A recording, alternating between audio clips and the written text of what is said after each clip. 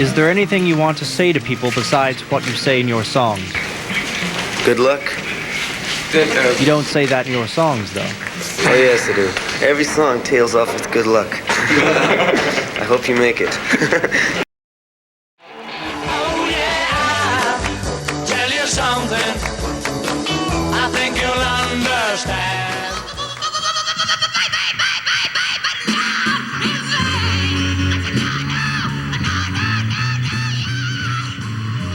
It was the 60s, and there was a revolution going on, and the second generation New York School was part of that revolution. It was the artistic movement to emerge after the abstract expressionists. The main artists who were part of the second generation New York School were Robert Rauschenberg, Jasper Johns, Marisol Escobar, Edward Holtz, Louise Nevelson, Jim Dine, and George Seagull.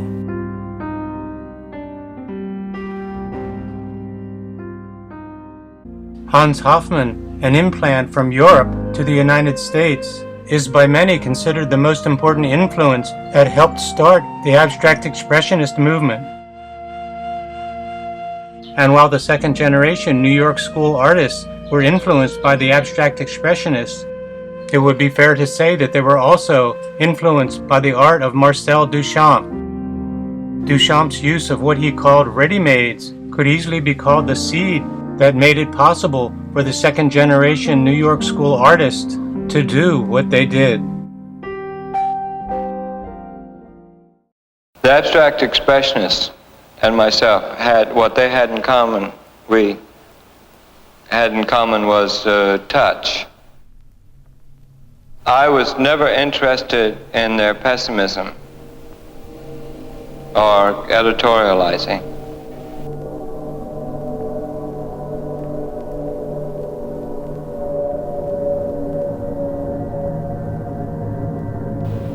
But what we did, that, like what I did, that looks like abstract expressionism, is that with their grief and art passion and action painting, they let the brushstroke show. I wasn't interested in attaining a precious state of isolation. I was interested in what was around me.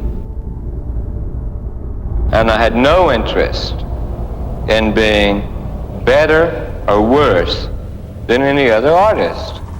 I mean, I had enough self-respect to know that somehow we were different, and my work, when it functions, celebrates that.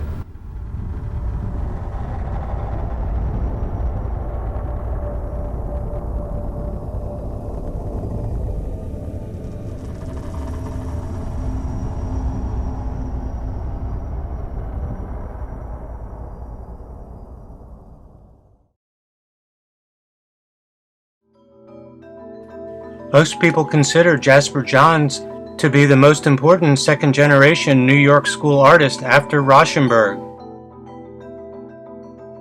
The idea that had come to me that I should have to mean what I did, then accompanying that was that there was no reason to mean what other people did. And so if I could tell that I was doing what someone else was doing, then I would try not to do it. Because it seemed to me that de Kooning did his work perfectly beautifully, and there was no reason for me to help him with it. It's sometimes scorned that the truth, which is that one night I dreamed I painted a large American flag, and the next morning I got up and I went out and bought materials to begin it. The combination of this new material and this, for me, new image or new idea about imagery made things very lively for me at that time, and started my mind working and my arm.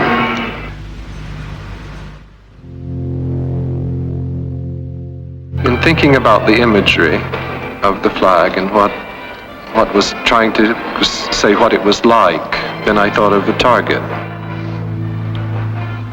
Then I don't know why I had this idea, but I had this idea that I would have the target with these wooden blocks above.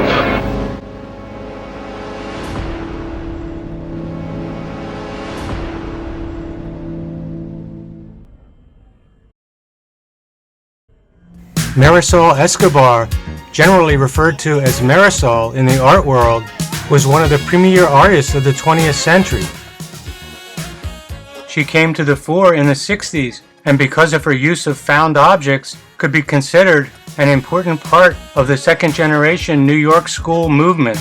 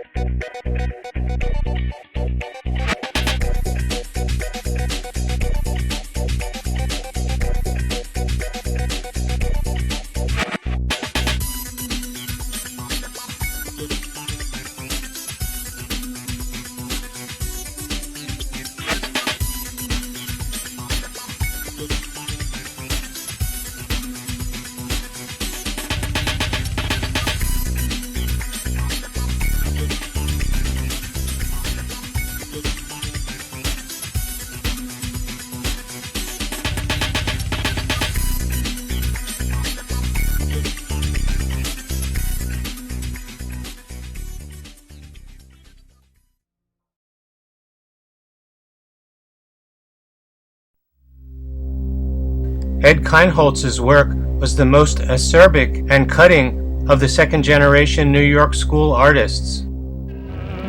It was 1968 when Ed Kleinholtz finished his portable war memorial. This was a rather caustic and rebellious work. A trash can on legs with radio inside emits the national anthem.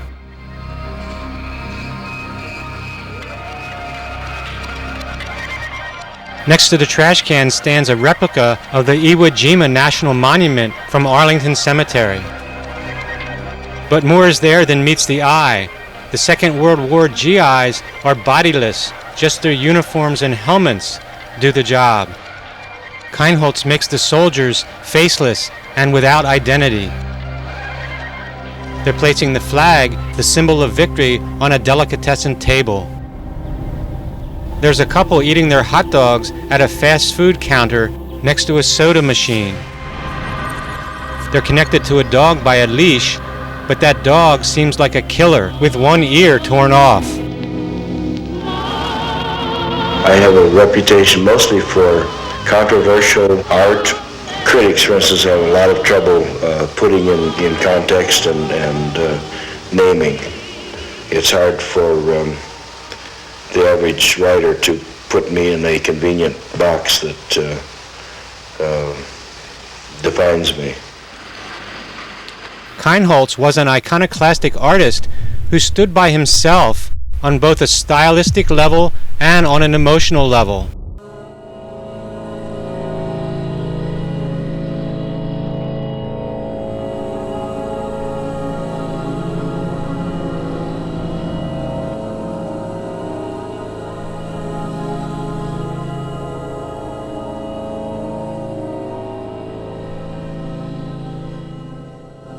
His sculptures tended towards having a morbid quality, yet they were both attractive and repulsive.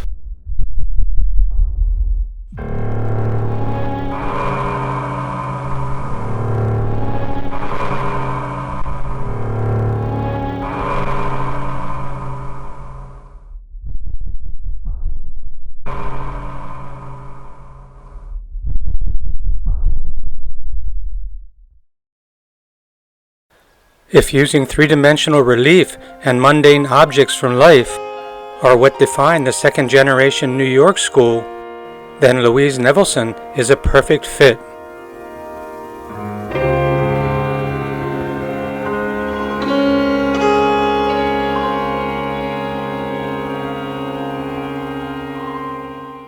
Louise Nevelson painted in the mid-1900s.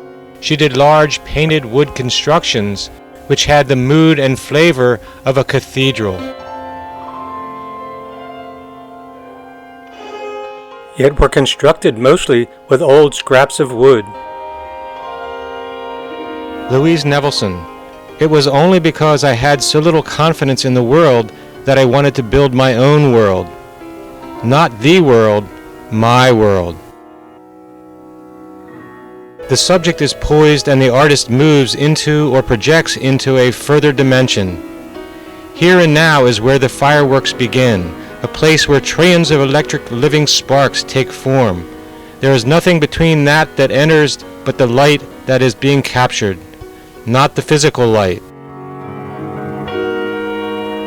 The constant concentration, the way the palette tool is held, the amount of paint every time, every stroke creates a marriage between the work and the artists.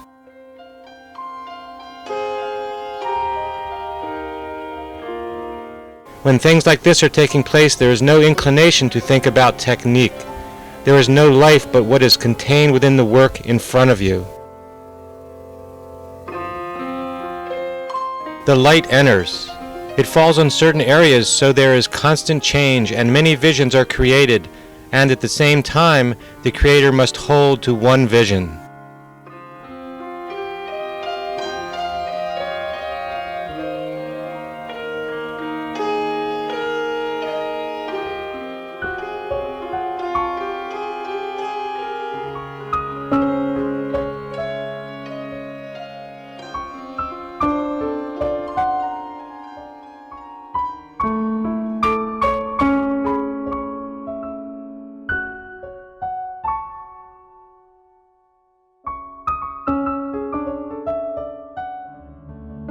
Nevelson said, "I fell in love with black.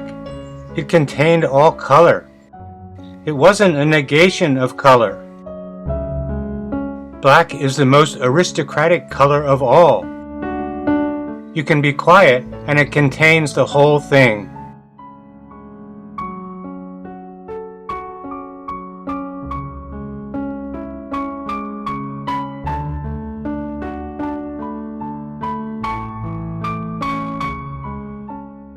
She said, "True strength is delicate."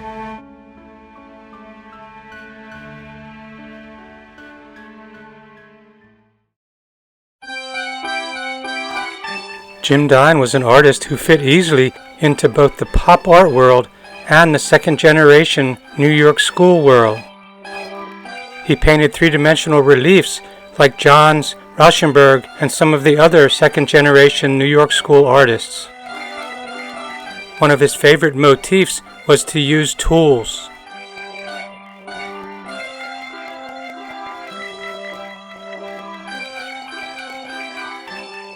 He also used hearts, bathrobes, and other mundane objects.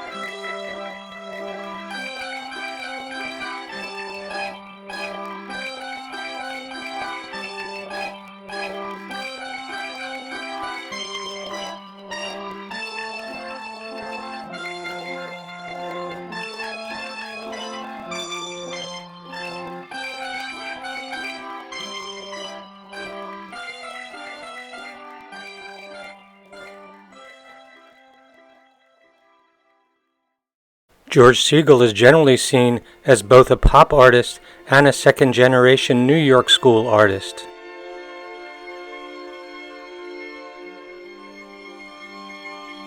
He's known for casting figures and placing them in environments.